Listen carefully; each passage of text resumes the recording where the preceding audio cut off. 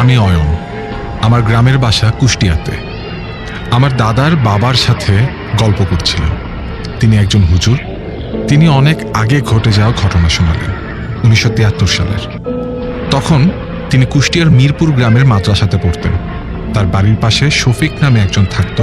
তিনি তার সাথেই মাদ্রাসায় পড়তেন। প্রতিদিন একসাথে যাওয়া আসা করতেন। বেশ সাহসী ছিলেন দুজনে।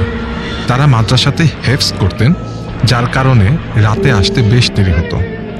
একদিন রাতে আসতে প্রায় 12টা বেজে যায়। একটা কথা, শফিক সাহেব দেখতে অনেক সুন্দর ছিলেন। সেদিন রাতের বেলা তারা আসার সময় লক্ষ্য করেন যে কে যেন পিছে পিছে আসছে, কিন্তু তাকিয়ে দেখে কেউ নেই। তারপর তারা আবার হাঁটতে থাকে। এরপর শফিক সাহেবের মনে হলো তাকে কে যেন ফিস ফিস করে ডাকছে, কিন্তু সে পাত্তা দিল না। সে এসবের কোনো কিছু আমার দাদার বাবাকে জানায়নি। এরপর কথা বলতে বলতে তারা প্ল্যান করে তারা কাল ফজরে মসজিদে নামাজে যাওয়ার আগে নদীতে মাছ ধরার চারু ফেলে আসবে। অনেকদিন মাছ ধরা হয় না। তারপর যে যার বাসায় চলে যায়। শফিক সাহেবের গা ভারী ভারী লাগছিল, কিন্তু সে তেমন সিরিয়াসলি নেয়নি ব্যাপারটা। তিনি হাত মুখ ধুয়ে ঘুমিয়ে পড়েন। হালকা ঘুম আসার পর বাইরে থেকে আমার দাদার বাবার কণ্ঠে কে যেন ডাক দেয়। হালকা ঘুম ভেঙে যায় তার। উঠে সে বলে, কে? তখন তাকে সে নদীর ধারে যাওয়ার কথা বলে। তার কথা শুনে শফিক সাহেব মাছ ধরার চারু নিয়ে বের হয়, কিন্তু সে সময় সে খেয়াল করেনি। সে ভেবেছে হয়তো আজান দেবে কিছুক্ষণের ভেতরে। এরপর তারা হাঁটতে হাঁটতে যাচ্ছিল। তখনও তার গা বেশ ভারী ছিল। আমার দাদার বাবা যে ছিল সে কোনো কথাই বলছিলেন না। এতে শফিক সাহেবের সন্দেহ হয়। সে কিছু বলার আগেই দেখে লোকটা জিন তার আসল রূপ নেয় আর ওনাকে জ্বালাতে শুরু করে দেয়। সে দোয়া পড়ার চেষ্টা করে, কিন্তু পড়তে পারে না ঠিক মতো। তার ভাষ্যমতে তাকে নাকি আস্তে আস্তে শূন্যে তুলে নিয়ে বিভিন্ন জায়গায় নিয়ে যাচ্ছিল, কিন্তু সে কোনো কথা বলতে পারছিল না। এরপর সকাল হলে বাড়ির লোকজন তার খোঁজ করে, কিন্তু পায় না। তখন গ্রামের এক কবিরাজের কাছে যাওয়া হয় এবং এসব জানা যায়। কবিরাজ তাবিজ দিয়ে বাড়ি বন্ধ করেন আর বলেন কয়েকদিনের মধ্যে ফিরে আসবে। বেশ অনেক দিন হয়, কিন্তু তিনি ফিরে আসে না। তারা কবিরাজের কাছে যাবে বলে ঠিক করে, কিন্তু সেই কবিরাজকে তারা আর খুঁজে পায় না। তারপর তারা মাদ্রাসার হুজুরের কাছে যান এবং সব খুলে বলেন। তখন হুজুর তার বশীভূত জিন দ্বারা জানতে পারেন কবিরাজটা শফিক সাহেবকে দিয়ে ব্ল্যাক ম্যাজিক করাচ্ছেন অদৃশ্যভাবে, আর পুতুল বানিয়ে বিভিন্ন মানুষকে কষ্ট দিচ্ছেন, আর এতে শফিক সাহেবের গা কেটে রক্ত নিচ্ছে। এসব শুনে এলাকার মানুষ অনেক ভয় পান। তারপর ভেড়ামারার একজন হুজুর দিয়ে অনেক তাবিজ করা হয় শফিক সাহেবের জন্য। অনেকদিন পর একদিন ফজরের পরে তিনি বাসায় ফিরে আসেন। তার দেহের প্রায় সব জায়গাতেই কাটার দাগ। তারপর তার কাছ থেকে সবকিছু শোনা হলো। তাকে দিয়ে হারাম কাজ, কুফুরি করানো হয়েছে। সে বলে ওই কবিরাজ পশুর রক্ত আর হাফেজের রক্ত নিয়ে ব্ল্যাক ম্যাজিক করেন। সব ঠিকই ছিল 2 দিন, কিন্তু তারপর থেকেই তার সাথে আরো ভয়াবহ কাহিনী শুরু হতে থাকে। সে নাকি সবসময় ঘরের মধ্যে একটা ছোট মেয়ে দেখতে পেত। মেয়েটা নাকি তার কাছে এসে গলা টিপে ধরত, কিন্তু সে কখনোই ব্যথা পেত না। কিন্তু কারণ এই ব্ল্যাক ম্যাজিকটা ছোট বাচ্চাটার রক্ত আর শফিকের রক্তে করা ব্ল্যাক ম্যাজিক। মেয়েটা নাকি তার কাছে এসে গলা টিপে ধরত, কিন্তু সে কখনোই ব্যথা পেত না, কিন্তু অনেক ভয় পেত। হুজুরকে বলা হলে হুজুর বলে এটা সেই কবিরাজের ব্ল্যাক ম্যাজিক। এটা সারানো খুবই কঠিন, কারণ এই ব্ল্যাক ম্যাজিকটা ছোট বাচ্চাটার রক্ত আর শফিকের রক্তে করা ব্ল্যাক ম্যাজিক। শফিক ওইভাবে দিন কাটাতে কাটাতে প্রায় পাগল হয়ে যায় ভয় পেতে পেতে। এরপর হুজুর অনেকবার আমল শুরু করেন শফিকের জন্য। 40 দিন পর শফিক বেশ সুস্থ হন, কিন্তু আর কথা বলতে পারত না। অনেক ডাক্তার দেখিয়েও লাভ হয়নি। হুজুরও বলেছিলেন সে আর কথা বলতে পারবে না। আস্তে আস্তে শফিক চিকন হয়ে যেতে শুরু করে আর অনেক অসুস্থ হয়ে পড়ে। বিছানায় পড়েছিলেন অনেক দিন। তারপর 81 সালে মারা যান। যেদিন মারা যান সেদিন নাকি তার লাশের পাশে কয়েকটা ছায়া দেখা গিয়েছিল। গোরস্থানে তাকে নিয়ে যাওয়ার সময় নাকি খাটিয়া অনেক ভারী হয়ে যায়। তারপর তাকে দাফন করা হয়। এর কয়েকদিন পর দেখা যায় তার কবর খোঁড়া আর লাশ নেই।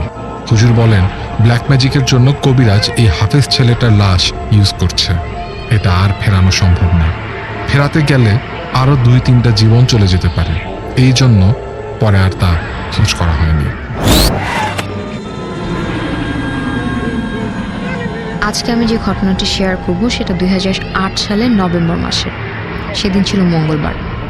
আমার এক ফ্রেন্ড কিছু ভৌতিক বিষয়ে বিরক্ত হয়ে কবিরাজের সন্ধান করছিল। অবশেষে খোঁজ নিয়ে জানতে পারলাম আমাদের ইউনিয়নের প্রায় 5 কিলোমিটার দূরের একটা গ্রামে এক হিন্দু তান্ত্রিক আছে।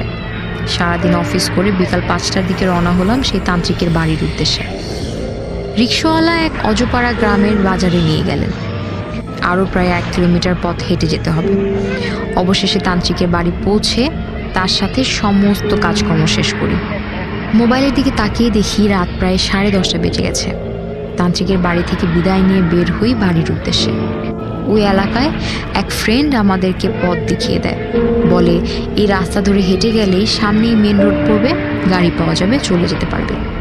আমি আর আমার সাথে আরেকজন ছিল আমার ফ্রেন্ড, দুজন হাঁটা শুরু করি। অজপাড়া গ্রামের পথ, কাঁচা রাস্তা ধরে হাঁটছি। রাস্তার দুই পাশে ধানের জমি আর দূরের জঙ্গল ছাড়া কিছুই চোখে পড়ছিল না। বেশ কিছু দূর হেঁটে যাওয়ার পর দেখতে পাই রাস্তা 3 দিকে চলে গেল। তখন সেই এলাকার ফ্রেন্ডকে ফোন দিয়ে বললাম, রাস্তা তো 3টা, কোন দিকে যাব? সে জবাবে কিছুটা বিরক্ত নিয়ে বলল, ভাই আমাদের এই রাস্তায় তো 3 রাস্তা বলতে কোনো জায়গা নেই, কোন দিকে গেছো তুমি? তখন কিছু না ভেবে সোজা হাঁটা শুরু করি। আশেপাশে কোনো বাড়িঘর দেখছি না। জিজ্ঞেস করব কারোর কাছে, তাকেই পাচ্ছি না। সামনে এগিয়ে যেতেই জঙ্গল আরও ঘন হয়ে আসছিল। হঠাৎ চোখ পড়ে বাগানের ভেতরের একটা বাড়িতে। দেখতে পাই একটা ছোট কুঁড়ে ঘর, সেখানে জানালার ফাঁক দিয়ে আলো বের হচ্ছে।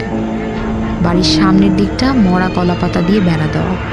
তেমন কিছু না ভেবে আমরা বাড়িতে ঢুকি দুজন, এবং বাহির থেকে ডাক দিয়ে বাড়িতে কেউ আছে কিনা। কোনো রেসপন্স পাচ্ছিলাম না। তখন আমার সাথে থাকা ফ্রেন্ডটা জানলা দিয়ে উঁকি দেয় এবং চমকে উঠে আমাকে বলে, এখান থেকে চল দ্রুত। আমি ভয় পাওয়ার কারণ জিজ্ঞেস করলে সে বলে, তুমি দেখো একবার। যেই না আমি জানালা দিয়ে উঁকি মেরেছি, আমি দেখতে পাই অর্ধগলিত একটা লাশ মাটিতে পড়ে আছে। পুলিশ ঝামেলা হতে পারে ভেবে আমরা সেখান থেকে তাড়াতাড়ি বেরিয়ে আসি এবং দৌড়াতে থাকি রাস্তা দিয়ে। কিছু দূর দৌড়ানোর পর আমরা দুজনই হতবাক। ঘুরে ফিরে আবারও সেই বাড়ির সামনেই আমরা এসে পৌঁছালাম। সেই এলাকার ফ্রেন্ডকে আবার ফোন দিলাম, বললাম যে ভাই আমরা বর্তমানে যে কোথায় আছি বলতে পারছি না, ব্যাপারটা খুব অদ্ভুত লাগছে, তুমি একটু এগিয়ে আসো রাস্তা দিয়ে। সেই ফ্রেন্ডটা বলল, তুমি সোজা রাস্তা ধরে হাঁটতে থাকো, সামনে একটা ব্রিজ পড়বে, আমি এগিয়ে আসছি। আমরা দুজন হাঁটতে থাকি সামনের দিকে। কিছু দূর যেতে সত্যি একটা ব্রিজ দেখতে পাই। অন্ধকারে আবছা আলোয় দেখতে পাই কেউ একজন দাঁড়িয়ে আছে সেখানে। আমাদেরকে ডাক দিয়ে বলল, এই যে এখানে। ব্রিজের কাছে যেতে মোবাইলের আলোতে দেখতে পাই সেখানে কেউ নেই। তখন ব্যাপারটা পরিষ্কার হয়ে যায় আমাদের কাছে। কোনো কিছু না ভেবে দুজনে আবার হাঁটতে থাকি। কিছুক্ষণ পর আমার সেই ফ্রেন্ডটার সাথে রাস্তায় দেখা হয়। আমাদেরকে পথ দেখিয়ে মেন রোডে উঠিয়ে দেয়। আমার ফ্রেন্ডের সাথে যখন আমাদের ঘটনাটা শেয়ার করি, তখন সে যা বলল, ওই জঙ্গলের ভিতরে একটা হিন্দু তান্ত্রিক ছোট একটা ঘর বানিয়ে থাকতো এবং সেখানে সে ব্ল্যাক ম্যাজিক করত। এত পরিমাণে মানুষের ক্ষতি করেছে যে সে মারা যাবার পর কেউ তার খোঁজ নেয়নি। অবশেষে কেউ একজন প্রয়োজনে তান্ত্রিকের কাছে গেলে তার ঘরের ভেতরে গলিত লাশটা দেখতে পায়।